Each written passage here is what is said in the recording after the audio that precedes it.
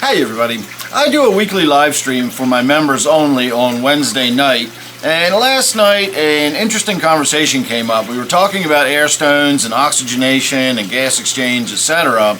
And a point got brought up about having enough oxygen in the tank for the fish. And that's when it occurred to me that for all of the talking I do about the microbiome that lives in our tank and how important it is to have a good, healthy microbial colony and culture that lives in our tank, and that's so important for our tank, I never mention how important oxygenation is for all of that process. And so today I just want to touch on that a little bit. Again, getting back to the air stones, over the years I have come to realize that an air stone is the single simplest thing you can do to improve the health of your overall aquarium, not just the fish. And that's where this conversation started last night.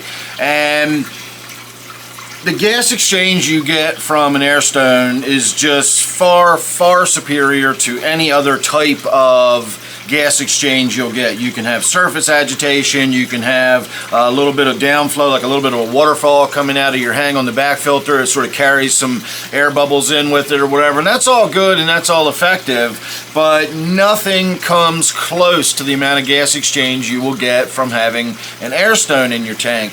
And where that becomes important is you need to have oxygenation in your water, not just for the fish. You need it for, the very least you need it for is your nitrogen cycle. We're all aware of the nitrogen cycle, and we talk about the nitrogen cycle regularly, but we don't talk about it in the sense that it's an aerobic process and it requires oxygen in order to process. The ammonia is not being eaten as it's often referred to. It's actually being oxidized, and oxygen is required for that process. Likewise, the nitrite is oxidized into nitrate, and oxygen is required for that process. And if you've got a tank like this where it has a canister filter on it, that filter is sucking water up from the bottom of the tank. So if you don't have really well oxygenated water, and the water is not really well circulating around the tank, the least oxygenated water in the tank is going to be the water near the bottom, and that's the water that's being picked up and carried into the filter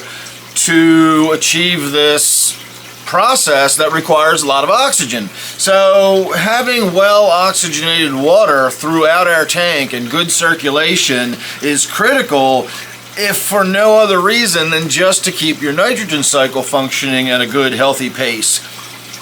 More than that, though, is if you're a regular viewer of my channel, you'll know that I often go on and on about the microbiome that lives in our tank. It's all the little microcultures that live in our substrate, and we have cultures and bacteria that lives on our plants, and it's all important for processing minerals for the roots of our plants, and it breaks down and composts all of the uneaten fish food and the fish poop and the waste and all that stuff. All that needs to be broken down and sort of composted and taken from something that's sort of actively decomposing. It needs to be decomposed into something that's harmless and no longer putting stuff into the tank. And all of that process, all of those little fungus and bacteria and archaea and little microcrustaceans and microworms, all of those processes require oxygen.